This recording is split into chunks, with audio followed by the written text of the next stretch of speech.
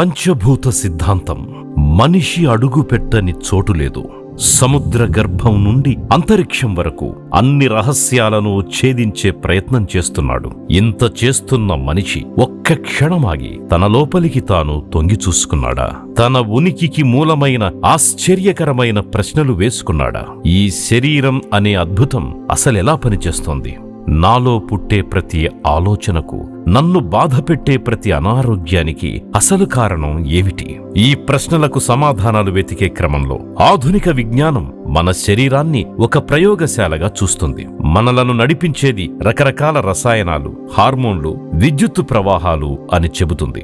ఇది నిజమే, కాదనలేని వాస్తవం. కాని ఇది నాణ్యానికి ఒకవైపు మాత్రమే. మన పూర్వీకులు వేల ఏళ్ల క్రితమే ఈ జీవన రహస్యాన్ని మరో కోణం నుండి చూశారు. వారి రసాయనాల వెనుకున్న అసలైన శక్తిని, వాటిని నడిపించే ఒక ప్రాథమిక సూత్రాన్ని గమనించారు. వారు ప్రకృతిని లోతుగా అధ్యయనం చేశారు. ఈ విశ్వాన్ని ఏ నియమాలైతే నడిపిస్తున్నాయో అవే నియమాలు మన శరీరం అనే ఈ చిన్న విశ్వాన్ని కూడా నడిపిస్తున్నాయి అని గ్రహించారు. ఆ గ్రహింపు నుండి పుట్టిన ఒక అద్భుతమైన విజ్ఞానమే పంచభూత సిద్ధాంతం. ఇది ఒక తత్వశాస్త్రం కాదు, ఒక నమ్మకం అంతకంటే కాదు. ఇది ఒక స్వచ్ఛమైన సైన్స్. మన జీవాన్ని, మన ఆరోగ్యాన్ని అర్థం చేసుకోవడానికి ఒక తాళం చెవి. ఆయుర్వేదం అనే మహత్తర వైద్య శాస్త్రానికి ఇదే పునాది. ఈ రోజు మనం మన ఉనికి మూలాల్లోకి ఒక ప్రయాణం చేద్దాం.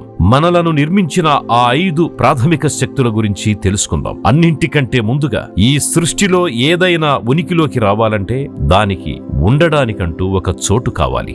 ఏదీ లేని ఒక శూన్యం, ఒక ఖాళీ ప్రదేశం కావాలి. ఆ ఖాళీనే, ఆ అనంతమైన అవకాశాన్నే మన వాళ్ళు ఆకాశం అన్నారు. ఇది పదార్థం కాదు, కానీ పదార్థం పుట్టడానికి ఆధారం. మన శరీరంలో కూడా ఈ ఆకాశతత్వం ఎంతో అవసరం. మన అవయవాలు పనిచేయడానికి, కణాలు కదలడానికి, రక్తం ప్రవహించడానికి కావలసిన ఖాళీనిచ్చేది ఇదే. మన మనసు విశాలంగా కొత్తదనాన్ని స్వీకరించేలా ఉండాలన్నా ఈ ఆకాశతత్వం మనలో సమతులంగా ఉండాలి.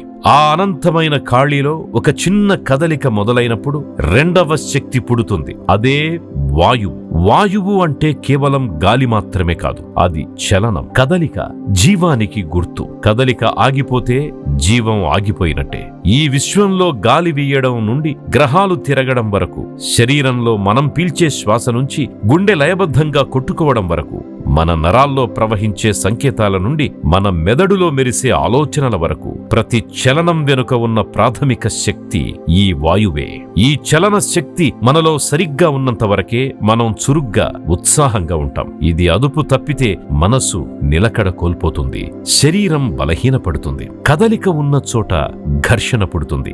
ఆ ఘర్షణ నుండి వేడి, శక్తి పుడతాయి. ఆ శక్తినే 3వ భూతంగా అగ్నిగా గుర్తించారు. అగ్ని అంటే కేవలం మంట మాత్రమే కాదు, అది ఒక పరివర్తన, ఒకదాన్ని ఇంకొకదానిగా మార్చే అద్భుతమైన ప్రక్రియ. విశ్వంలో సూర్యుడు ఈ అగ్ని స్వరూపమే. సూర్యరశ్మి వల్లే ఇక్కడ జీవం పరివర్తన చెందుతోంది. అలాగే మన శరీరంలో మనం తిన్న గట్టి ఆహారాన్ని శరీరం గ్రహించగలిగే సూక్ష్మమైన శక్తిగా మార్చేదే మనలోని జఠరాగ్ని. ఇది కేవలం జీర్ణక్రియకే పరిమితం కాదు. మనం కంటితో చూసిన ఒక దృశ్యాన్ని మన మేధస్సు ఒక జ్ఞానంగా మార్చుకుంటుంది. ఇది కూడా ఒక పరివర్తనే. మనలోని తేజస్సు, ఆత్మవిశ్వాసం, తెలివితేటలు, వీటన్నింటికీ మూలం మనలోని ఈ అగ్ని శక్తే. ఈ శక్తి మందగిస్తే మనలో జీవశక్తి కూడా మందగిస్తుంది. ఉష్ణం వల్ల కొన్ని పదార్థాలు కరిగి ప్రవహించడం మొదలు పెడతాయి. ఆ ప్రవాహమే, ఆ ద్రవత్వమే 4వ శక్తి, జలం. నీరు జీవానికి ప్రాణం. జీవం పుట్టిందే నీటిలో. నీటికున్న గొప్ప గుణం కలపడం, పోషించడం. నది ప్రవహిస్తూ తన దారిలో ఉన్న నేలనంతా సస్యశ్యామలం చేసినట్టు మన శరీరంలోని రక్తం కూడా ప్రతి కణానికి జీవాన్ని, పోషణను అందిస్తుంది.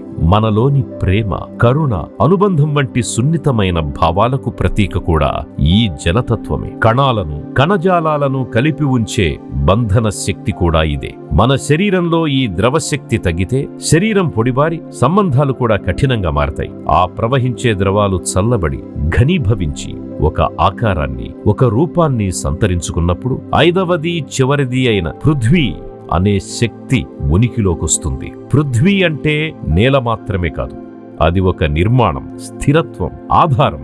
ఈ విశ్వంలో కొండలు, పర్వతాలు ఎంత స్థిరంగా ఉంటాయో మన శరీరంలో ఎముకలు, కండరాలు మనకు అంతటి ఆధారాన్ని, బలాన్ని ఇస్తాయి. మనం స్థిరంగా నిలబడాలన్నా, ఏ కష్టాన్నైనా తట్టుకోవాలన్నా మనలో ఈ పృథ్వీతత్వం బలంగా ఉండాలి. మనలోని ఓర్పు, సహనం, మనోధైర్యం వీటన్నిటికీ మూలం ఇదే. ఈ ఆధారం బలహీనపడితే శరీరం మాత్రమే కాదు, మనసు కూడా నిలకడ కోల్పోతుంది. ఆకాశం అనే వేదిక మీద వాయువు అనే కదలిక మొదలై, అగ్ని అనే శక్తి పుట్టి, జలం అనే ప్రవాహం ఏర్పడి పృథ్వీ అనే రూపమొచ్చింది. ఈ 5 శక్తులు విడివిడిగా పనిచేయవు. ఇవన్నీ ఒకదానితో ఒకటి పెనవేసుకుని ఒక అద్భుతమైన సమతుల్యతతో ఈ సృష్టిని, మన శరీరాన్ని నడిపిస్తున్నాయి. ఆరోగ్యం అంటే మరేదో కాదు, మన శరీరం అనే ఈ ఆలయంలో ఈ 5 దేవతలు సామరస్యంగా, సంతోషంగా ఉండడమే. అనారోగ్యమంటే ఈ 5గురి మధ్య సమతుల్యత దెబ్బతినడమే. మన ఆహారం, మన అలవాట్లు, మన ఆలోచనలు అన్నీ మనలోని ఈ పంచభూతాలను నిరంతరం ప్రభావితం చేస్తూనే ఉంటాయి. ఆయుర్వేదం చేసేది కూడా ఇదే. అది కేవలం వ్యాధి లక్షణాలను అణచివేయదు. అది మనలో ఏ శక్తి దారి తప్పిందో గమనించి దానిని తిరిగి సరైన మార్గంలో పెట్టే ప్రయత్నం చేస్తుంది. ఆహారం ద్వారా, ఔషధాల ద్వారా, జీవన శైలి ద్వారా, యోగా, ధ్యానం ద్వారా మనల్ని ఈ ప్రకృతికి తిరిగి అనుసంధానం చేస్తుంది. మన ఉనికిని, మన ఆరోగ్యాన్ని అర్థం చేసుకునే ఈ ప్రయాణంలో పంచభూతాల విజ్ఞానం ఒక దిక్సూచి లాంటిది. ఇది మనకు నేర్పే గొప్ప పాఠం ఏమిటంటే, మన ఆరోగ్యం మన చేతుల్లోనే ఉంది.